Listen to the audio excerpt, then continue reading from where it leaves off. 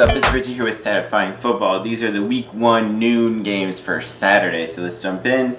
The first one's a decent non-conference game. Oklahoma Sooners against the Tulane Green Wave. Oklahoma 9-2 last year, 13 returning starters. They were 6th in scoring offense last year, 29th in scoring defense. Spencer Rattler, Heisman Trophy candidate, 3,031 passing yards, 28 touchdowns to only 7 picks, and added 6 rushing touchdowns there. Marvin Mims, 37 catches, 610 yards, 9 touchdowns. Running back Kennedy Brooks didn't play much last year, but a couple years ago he was a 1,000-yard rusher, so he's back in good form. And defensive tackle Isaiah Thomas on defense, 8.5 sacks, one of the nation's leading sack leaders last season, the COVID's weird season. Against Tulane, who went 6-6 last year, they made a bowl. They had 15 returning starters. They had a good freshman quarterback, Michael Pratt, who passed for 1,806 yards, 20 touchdowns, only 8 interceptions. Running back Cameron Carroll, 741 rushing yards and 12 rushing touchdowns. They're actually 22nd in the nation in scoring offense and 17th in rushing offense as well. So Oklahoma, this could be a possible upset pick if Tulane can get their running game going, but I kind of doubt that. I kind of don't really see that happening too much. So I think Oklahoma should be able to win that one.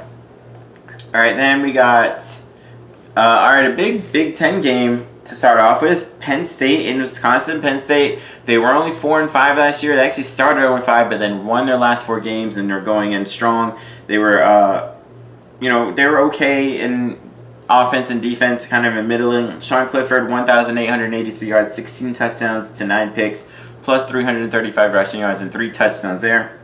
Wide receiver Jahan Dotson, one of the best in the Big Ten, 52 catches, 884 yards, 8 touchdowns. He should be locked for 1,000 yards. Wisconsin, they went 4-3. They were kind of a down year, especially with their running game, but they had a really good freshman quarterback, Graham Mertz. His overall stats, 1,238 yards, 9 touchdowns, 5 picks. Don't sound great, but his first ever game, he was 20 of 21 for, I think, like 250 yards and 5 touchdown passes was great. So they had the number 9 scoring defense in the country. That should continue. They should find their running game. This is going to be a really, really interesting game. Kind of throwback Big Ten, possibly kind of low scoring, rough, tough game. It's in Wisconsin. I'll give Wisconsin a slight. It's really tough. I'll give them a slight edge there just because of them being at home. All right, Louisiana Monroe and Kentucky. ULM was maybe the worst team in the country last year. They were 0-10. They do have a new head coach in Terry Bowden, who he's coached in the 90s and early 2000s, was pretty successful. And their offensive coordinator is Rich Rodriguez, who was great at West Virginia as head coach, and he knows how to get an offense going. They have quarterback Colby Suits, who passed for 1,537 yards, 8 touchdowns, 7 picks, and they have Rhett Rodriguez transferring in from Arizona, so maybe they can get something going on offense. Kentucky was 5-6 last year. Their quarterback Terry Wilson left. They have a running back, Chris Rodriguez, ran for 785 yards and 11 touchdowns. Kentucky normally has a decent defense. It seems like they're kind of starting over on offense. They shouldn't have too much trouble with Louisiana Monroe in this one. It says Kentucky's favored by 31. It seems a little bit high. ULM is bad, but Kentucky's meh. But I still got Kentucky winning. All right, Colgate and Boston College. Boston College 6-5 last year. 18 returning starters. Quarterback Phil Dracovic was pretty good last year, passing 2,558 yards, 17 touchdowns, only 5 interceptions. Wide receiver Zay Flowers, 56 catches, 892 yards, and 9 touchdowns. He should be 1,000-yarder there. They're actually 24th in passing offense, which is pretty high for Boston College. Normally, they're known for their running game and their defense, but they should be able to beat Colgate with no trouble. All right, Western Michigan and Michigan. I'm going to put Michigan on a bit of an upset alert here. Western Michigan, they were only 3-3 last year, but they were 9th in scoring offense nationally, 16th in total offense. They had one of the highest rated passers in the country with Caleb Ellaby. In only those 6 games, he passed for 1,715 yards, 18 touchdowns, and only 2 interceptions there. So Michigan better watch out. Michigan was only 2-4 last year. They're starting over at quarterback, basically. Joe Milton is gone. They have a decent receiver in Ronnie Bell, 26 catches, 401 yards. I mean, talent-wise, yes, Michigan is better, but like I said, they're starting over. Western Michigan knows what they had. Western Michigan could be a favorite in the MAC. I still think Michigan will come out with the win, but this may be a lot closer than people think, and I'm putting Michigan on big upset alert there. All right, Stanford at Kansas State. Nice big old non-conference game there. Stanford 4-2 last year. Running back Austin Jones, in only those 6 games, ran for 550 yards and 9 touchdowns. He should be a lock for 1,000 if he can stay healthy. Kansas State only went 4-6, but they have quarterback Skylar Thompson back, who's been there for the last 4 years, and he only played part of the time last year. Deuce Vaughn, one of the best all-around threats in the country, 642 rushing yards, 7 touchdowns, and caught 25 passes for 434 yards and 2 touchdowns there.